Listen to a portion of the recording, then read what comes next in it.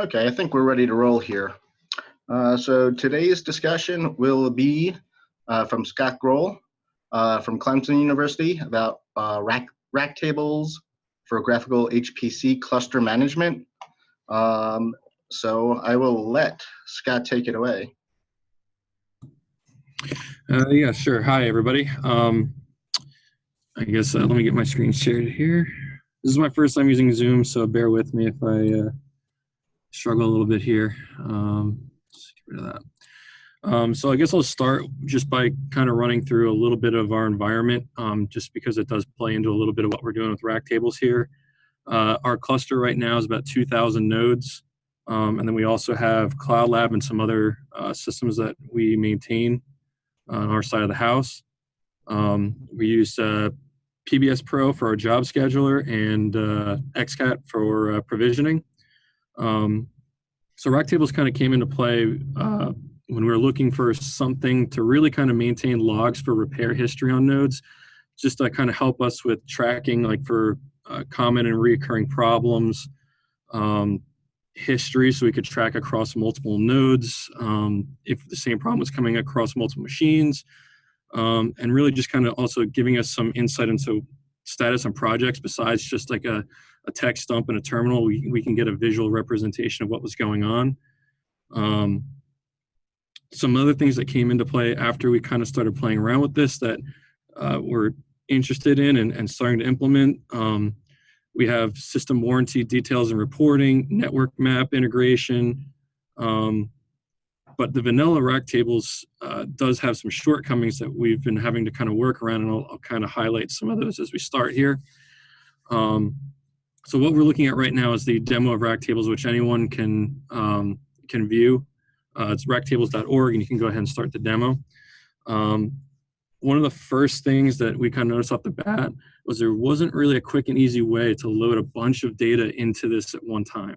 There was no CSV import functionality or anything like that. Some of the fields that describe server attributes they didn't really have that many in there. It seemed like it was more geared towards the network side of things as opposed to a server and network layout. I'm trying to find here and create an object.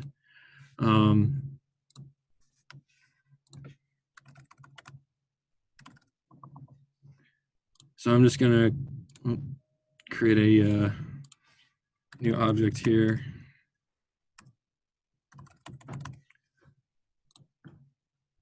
And we'll go ahead to that guy. I can type. So yeah, there's other things that we'd like to know, that like to have in here, such as the specs of the system and that kind of thing. So there's more that we would like to display within the graphical interface. We had no way of automatically importing logs or directly into this, which was a big shortcoming, but we kind of figured out a way around that. And we wanted a way to integrate with XCAT, so we didn't have two sources of information. We want to be able to have a primary source that we can move into the other. So it really kind of came down, there's a bunch of different things we wanted to do, and we're still in the process of executing a lot of that, but we kind of have our plan together, and we'll go through and share everything that we've got and kind of how we work with it here. First thing was first, we needed to figure out how to get data into Racktables, and we were able to. Well, first of all, this is our implementation of Racktables. As you can see, the first thing we changed was the color scheme because it has to be orange and purple. Second thing we did was we got CSV import functionality. So we can either copy and paste a field, or we can copy a file directly into Racktables. It'll import all that data in at once. There was an initial plugin that was written by Eric Reuter that is available on GitHub. We took that plugin and expanded upon it to also add network functionality and some other key fields that we generally import, such as the node specs. So that was one of the first things that we implemented on top of that, just to get data in. The next thing we did, we added those fields for the servers. So now if we go to an object within our cluster, which this is a graphical representation of our cluster, including nodes that are offline, we can go to a node now, and we can tell you pretty much everything we need to know about that node. Co-processors, CPU models, all you guys can read it, comes with everything. We also have tagging. Tagging is a default feature that's in Racktables. It'll allow you to view an entire phase of nodes. The way we build Palmetto out is each phase is a group of nodes that we buy at a time. So for here, this is an entire group of nodes that's in that phase, the chassis that node belongs to, which you can also zoom into, and it'll highlight and show everything. Everything is linked. So that was another one of the hurdles. The next thing was, how do we actually handle logging? So as you can see here, we actually have log records, and a lot of these are automatically generated. What we do in our clusters, we have an application called a health check, which is just a bash script that runs on a cron job. And the way it worked previously is it would fire in the background every 10 minutes. If it detected a condition where there was a problem, it would log that in the job scheduler and offline the node in the job scheduler, but it wouldn't be recorded anywhere else. This was a problem because we never had a history of what was going on with the nodes. So that was, again, one of the driving forces for getting an implementation like this. So we wrote a PHP backend that talks directly to the database, which is MySQL. It'll receive the node name and the note, and it'll automatically add the log record for that node. And if we want to, if that node has a problem, it'll mark a problem state, which will cause it to be highlighted in red on the view. So we can see here, has problems. We just came out of our cluster maintenance, so this guy's been offline since the cluster maintenance. It didn't come back after we did OS changes. So you can see here, offline needs since maintenance needs updated configs. So this is done automatically. We have another component of this that's part of. We have our a command make note and a command clear note. Those two commands are used to take a node offline for maintenance or some other task and to put it back in the cluster. So we ran into the problem. It's like, okay, well, that we had the automatic things covered, but how do we do a manual? Because one of the other problems we had is people would put things back in the cluster, take things out, and we wouldn't have a real record of what was going on. So we decided to kind of hijack those make note and clear note scripts. So now we can, as soon as someone runs one of those commands to take a node offline, it requires a note, which we then take and put into Racktables. So we have a history of what other people are taking nodes offline for. And we also have a history of when what they did to then put the node online. So this solves a lot of the problems with keeping track of what people are doing. It also kind of helps us track projects. One of the projects we're undergoing right now is upgrading one phase. We just added HDR InfiniBand to our cluster, and we reused some of those components to upgrade some older nodes to FDR InfiniBand. So this rack, for example, is the last remaining rack we have, and we can see relocate and upgrade to FDR. So this rack is still in the process of being relocated and upgraded. Once it's ready, we can online the node, and there'll be a history note that'll say online, FDR cables run, and everything like that. So that kind of handles our logging portion of it, and that was one of the main things. The next big thing was, how do we take this data and now synchronize it with XCAT? We have our node position data, and we use that a lot for when we're doing rack by rack maintenance. So that data has to be up to date. One of the things that I've been working on, and it's not ready yet, but it is working. We have a command now. I can just fire on a specific phase of nodes or any group of XCAT that'll then go and grab all the data from Racktables and import that node position data back into XCAT. So that way position data remains up to date, and then our rack by rack maintenance, and that we don't wind up taking nodes that we don't expect to take down. So all I would have to do to update, we'll do phase 00 since it's small. Run that command, and it'll grab the nodes, the rack they're in, and it'll update the position data And it'll also update chassis data. So if we move a node in a chassis, it'll also update the position in the chassis and the chassis that it's linked to within XCAD.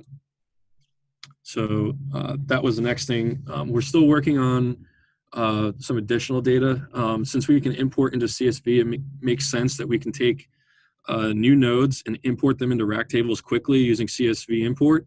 And then we can, the goal is to run a single script to then export that data into XCAD. So all the group data and everything is automatically created. So then when we do our node provisioning, it should have everything it needs right off the bat without having to configure two different things. So that's in the works. We're making some headway on that. There's definitely a few roadblocks we've got to work through, but a lot of this is just getting the data in to begin with.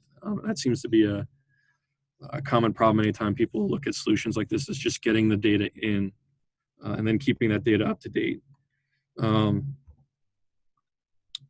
So that's really a lot of the automation side. I think another goal is we're probably going to put some of these scripts into a cron job. So weekly or so, it'll take data from one source or the other and update to keep both XCAD and Racktables up to date. Yeah, that's really that part.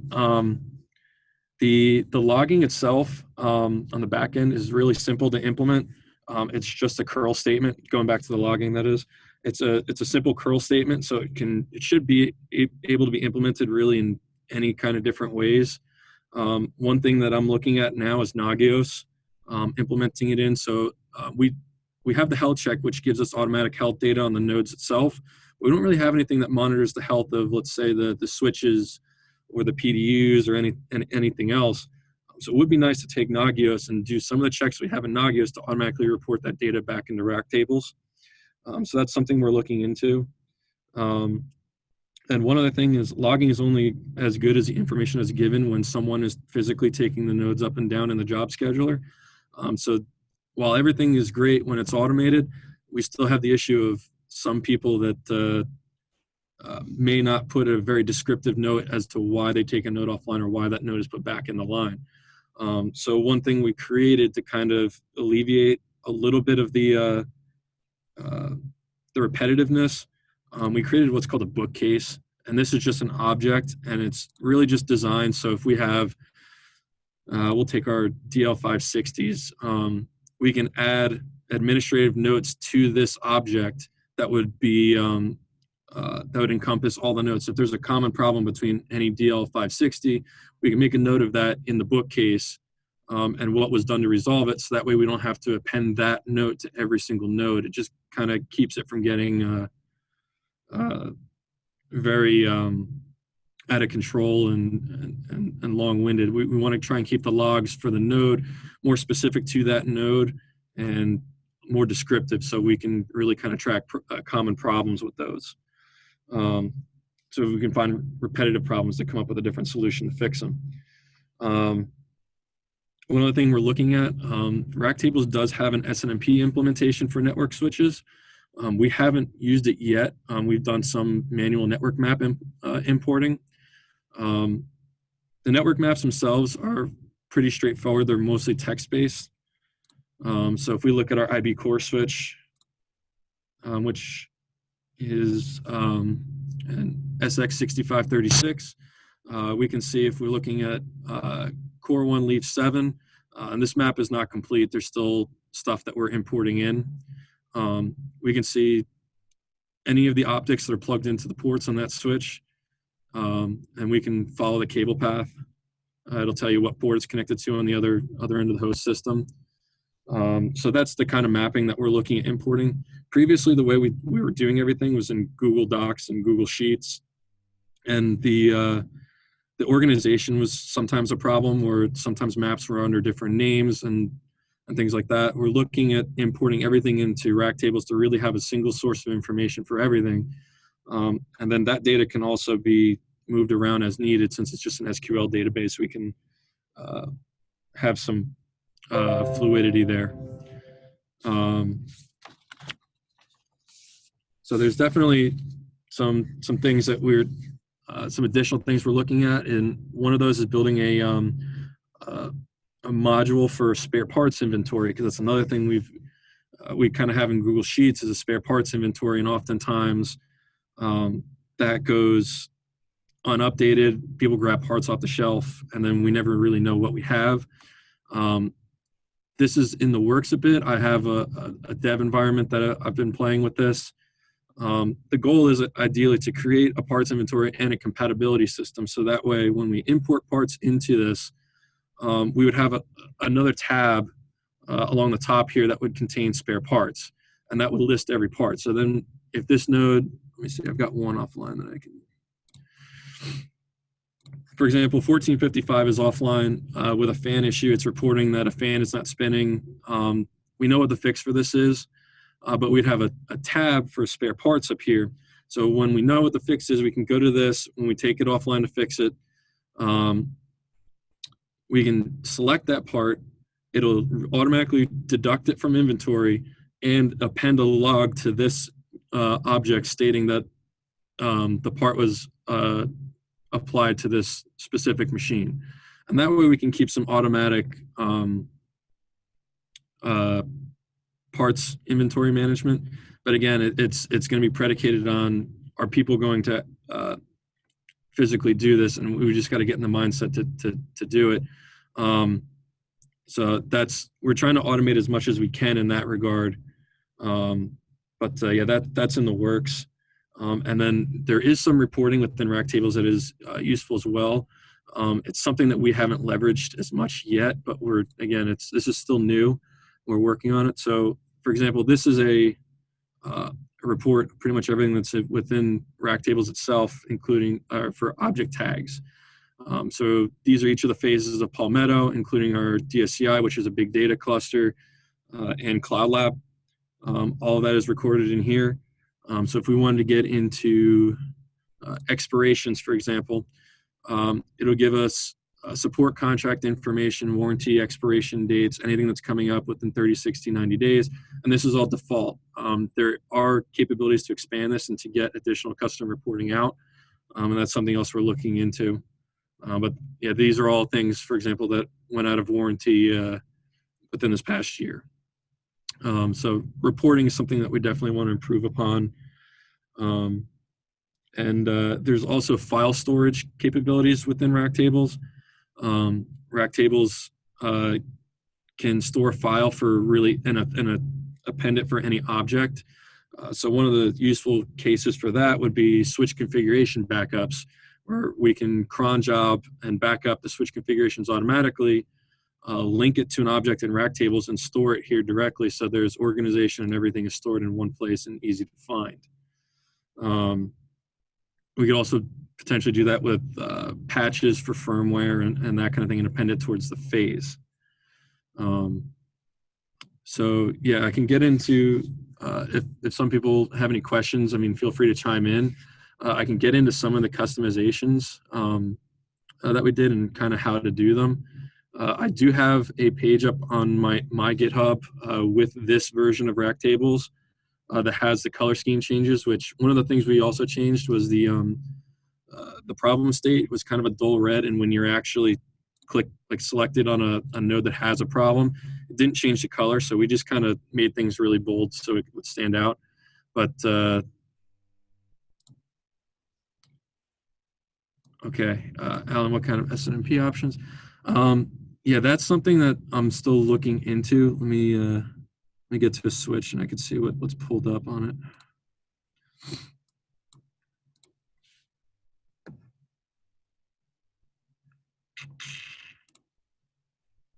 Let's see.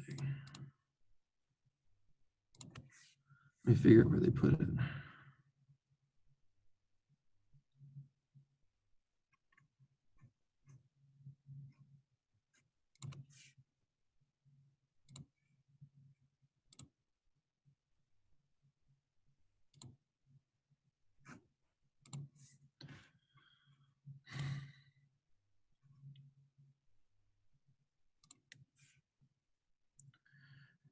Yeah, Alan, I'm not sure if it's showing up or not because I don't have it configured at the moment.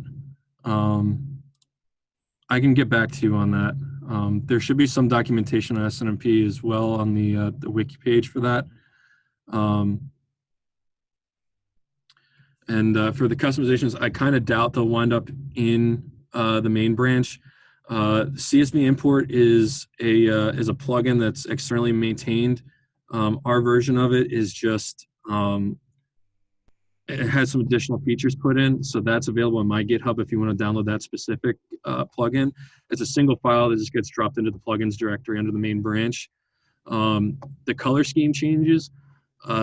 It's actually more difficult to do it than they make it out to be. It's done by hex code within the source code itself.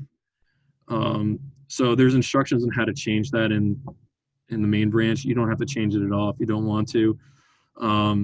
And then I am talking with the developers for the spare parts inventory. So hopefully that, once I get it finished, we'll make it to the main branch. It'll probably start as a fairly simple application at first, or simple main page application that really just kind of gives the database portion of it, and then over time I'll try to add features to it, such as the object compatibility. The main goal is to get something in there just to have a starting point. The PHP backend is also something I highly doubt will wind up in the main release. Their main focus is really on the internal side of things, and that's kind of a user customization. I don't know how many people are looking to do that. But again, I have this completely assembled. You can download this version from my GitHub and have everything that we have, including instructions on how to change the color scheme back. And then I think everything else is pretty much ready to go.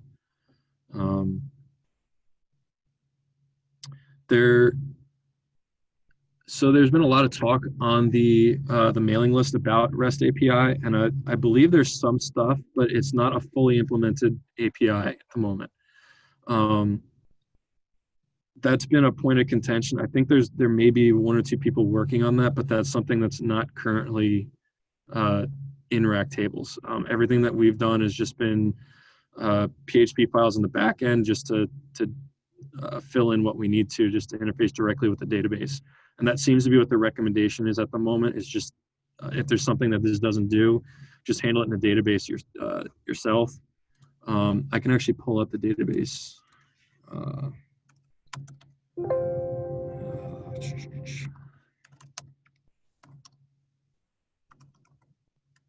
gotta remember this command.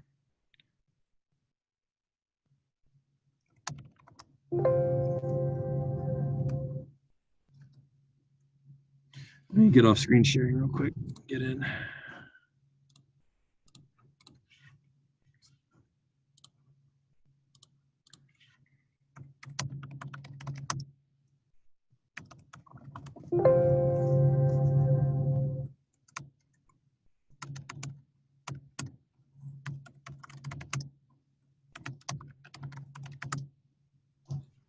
Okay.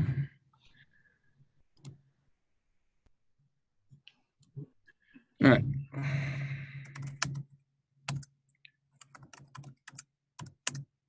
So right now, this is kind of the layout for the tables within Racktables.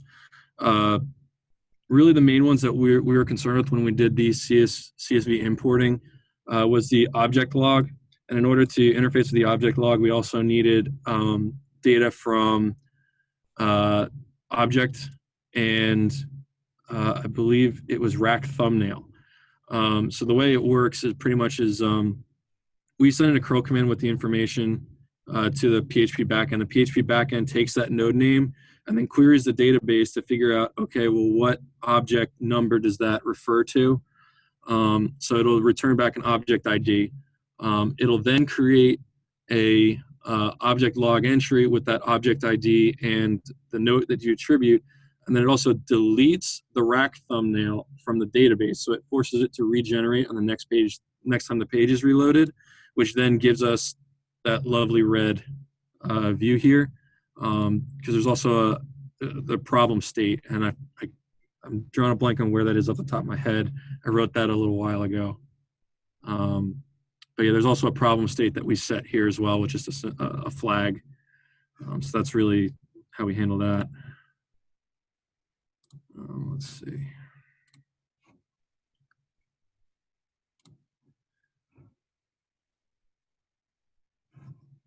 Where'd my chat go?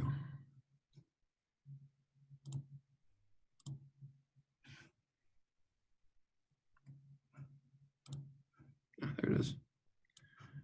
Are there any more questions?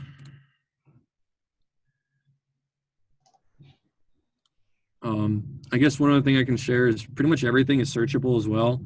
So we can search by MAC address, node attribute, node name, of course, any of that. I mean, if we're tracking down a problem and what we have as a MAC address, it makes it real easy to backtrack. So, I mean, our database on XCAT mainly consists of the primary NIC interface, but if someone plugs a cable in the wrong way, this actually has a record of every MAC address on each machine. So it makes it easier to backtrack problems like that.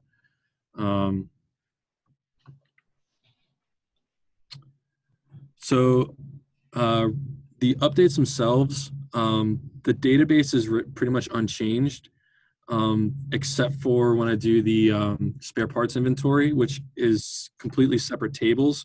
So when you do an upgrade, the database upgrade done perfectly fine without any issues.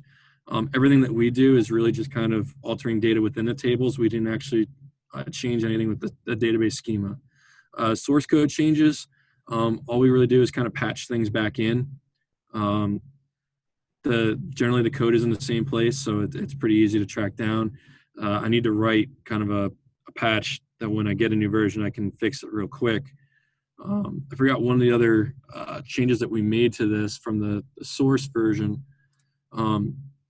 We actually changed the, let me get a rack view here. We actually changed the orientation of the rack view. So right now you're looking at the rack, you see front, interior, back. That's really not useful for us, especially when we have chassis with multiple nodes. So we actually altered it and we changed it to left, interior, right. So it makes it easier for us to represent chassis with multiple nodes in them, which is also a source code change that we generally patch back in. In terms of the database, though, the database will mount things as an F, which is front, I for internal or interior, and B in back. We left that unchanged because we didn't want to alter the DB schema for the upgrade purposes, if that makes sense. So we're racking things with the CSV import with an FIB, front, interior, back, just knowing that relates to left, interior, right instead. It just makes upgrades much easier to deal with as we go forward.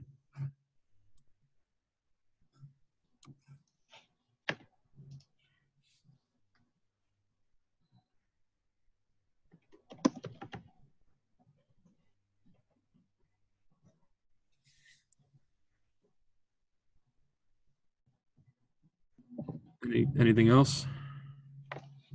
Yes. So Scott, Yeah. I was wondering, is this just mainly for like hardware, like diagramming type of thing, or is there any way to get information of services, operating system, that kind of information as well? All that can be loaded in, yes. And I would say to automate that, you'd probably have to do something similar to what we did with the object logging. If I was to go to a node, I don't think we have anything populated right now, but there is a software type field, hypervisors. It supports a lot of virtualization stuff. It supports a lot of IP space management. So all that can be also done within Racktables. We just haven't done everything yet. And it'll also handle like support contract and software warranty, that type of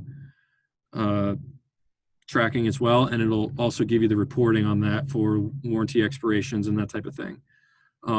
Also, these attributes can be modified and you can add whatever you want to this. So if there is something that you want to track and it's not here, you can add that.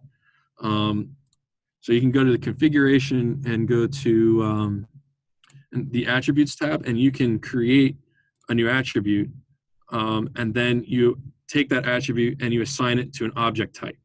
And then for every object of type server that you append your custom attribute to, that field will be there and you can populate it then. The way that I found to do it, the easiest for CSV importing, there is an attribute table.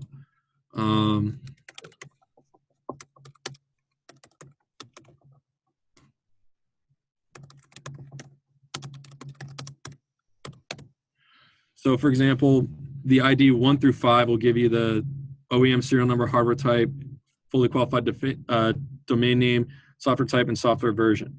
Those are just the first 5. There's a bunch in there. So for a lot of the custom ones, what we did is it'll append it way down in the ID list. It'll be like 1,000 something. So we just get those object IDs and we assign it to the object for the CSV import, and then give it the actual value we want to store for that attribute. So you could do the same thing with software or really any attribute that you want to assign to any object. It's just how much you want to track and what's important to you. You can customize it to really fit anything you want. And I can show you an example of what one of the CSV import files looks like.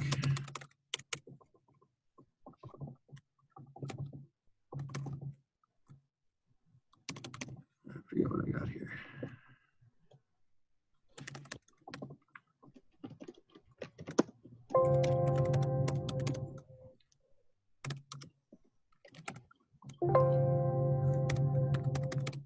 So this is just a CSV file that just imports the hardware type attribute to each of the nodes in our phase 13 node, or phase 13 group. So all you're doing is basically telling it, okay, I'm going to import an object attribute.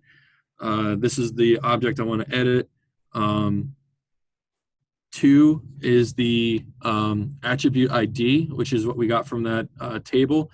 There are some that are predefined in there. I don't believe hardware type was one of them, but I can't remember if I added that or not. And then 5001 is the ID of the specific server model that we added. So there are things that we had to add. Server models was one of them. We have a lot of, I guess, less popular models, 4130s. I think we had to add 4140s. We've had to add, but most of the common server types like R740s and that is generally added by the developer. It's just some of the, I guess, more Cloudline and chassis-based servers that don't really make it in there because they're not as, I guess, popular, so to say. Does that answer your question? Yep, absolutely. Okay. Thanks. And if you hadn't had a chance to sign into the Google Sheet, please do so now. One other question I had for you, Scott, is, I mean, I saw where if there's problems, things show up in red. Yes. Is there a part of this that also alerts you, email, SNMP, some other mechanism besides visual? From Racktables itself? Yes. We don't have anything configured for that. I don't believe it has that set up. We kind of have this, really, it's just kind of the front end, and we do a lot of that kind of stuff behind the scenes. So anything really that's mission critical for us is monitored either in SolarWinds or Nagios, and we'll get email alerts through those.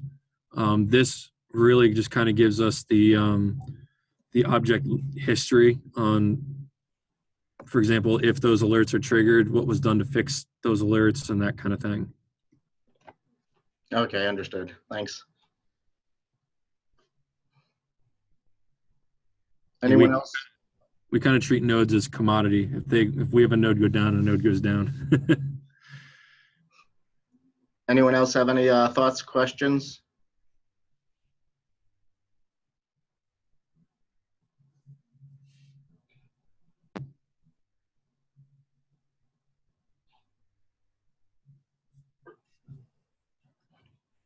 how's the development of this product looking as far as, is it kind of constantly in development here, or?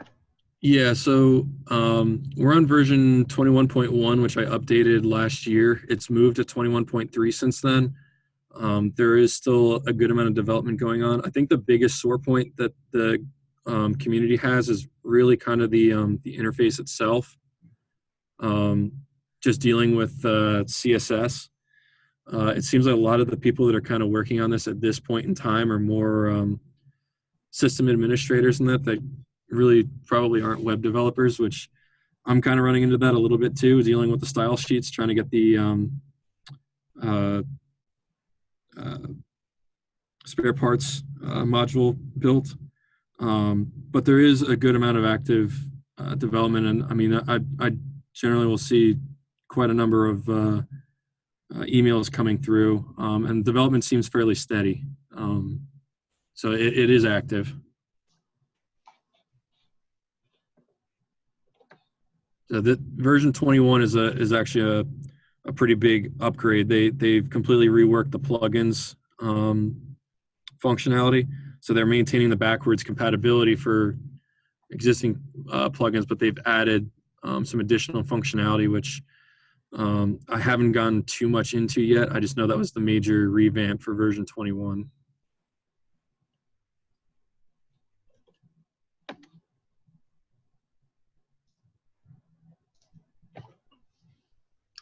Okay.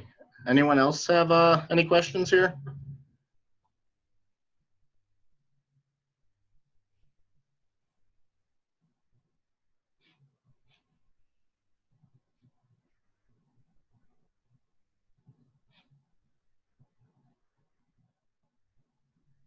Okay, not seeing anything.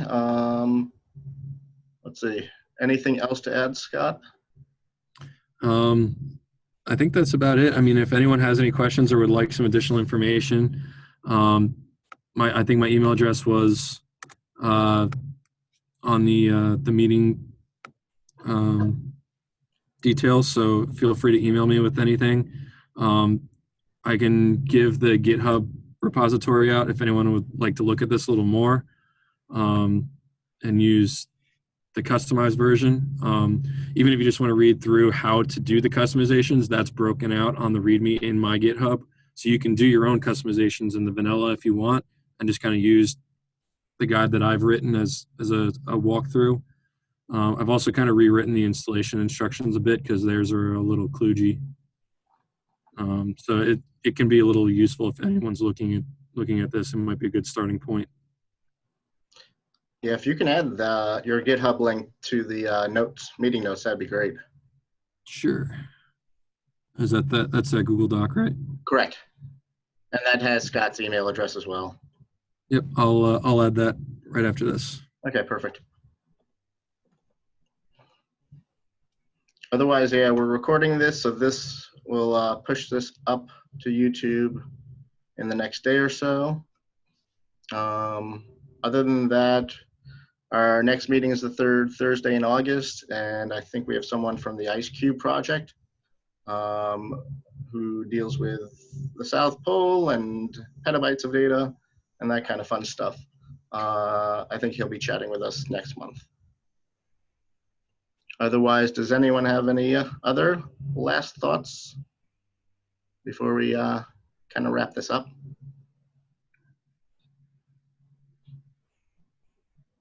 Okay, we're looking good. So thank you so much, Scott, for doing this for us. Really appreciate it. No problem. Okay, and for everyone else, we'll see you next month.